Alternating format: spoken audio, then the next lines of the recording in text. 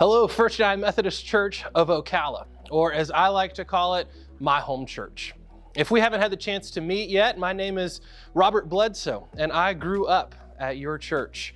I say your church now because all these years later, I am an ordained elder, a United Methodist pastor serving my own church here in Florida. And that is all because of the love and the support and the care and the encouragement I received growing up at First Church Ocala.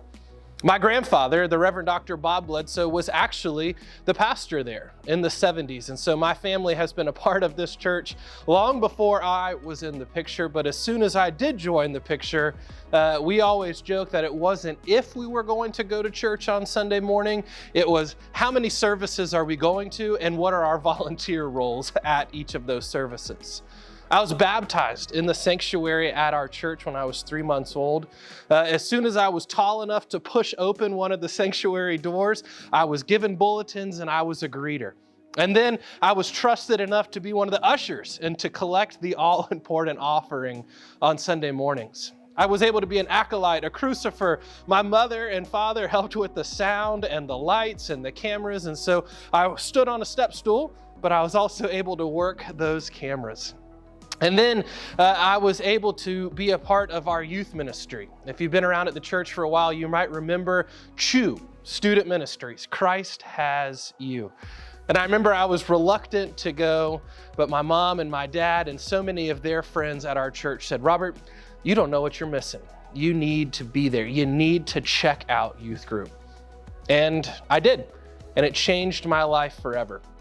On a youth trip to Lake Junaluska, I felt my call to ministry at the age of 13.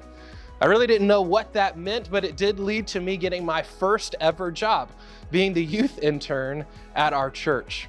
I still had to have my mom drop me off for work and to pick me up, but once again, our church took me underneath your wing. You cared for me, you supported me, you cheered me on to answer this call to ministry. I then went on to Florida Southern College in Lakeland and studied business and came back to First Ocala again to be the pastoral intern, to get to see what the day-to-day ministry of being a pastor is like. And I made a promise to God that summer. I said, God, if I can get some affirmation from folks I have never met before that they think that I would be a really good or a good enough pastor, then I'll do it. By the end of the second week of being back home, so many people had come up to me and they said, Robert, we know that God has called you to be a pastor and we're so excited to support you in that journey.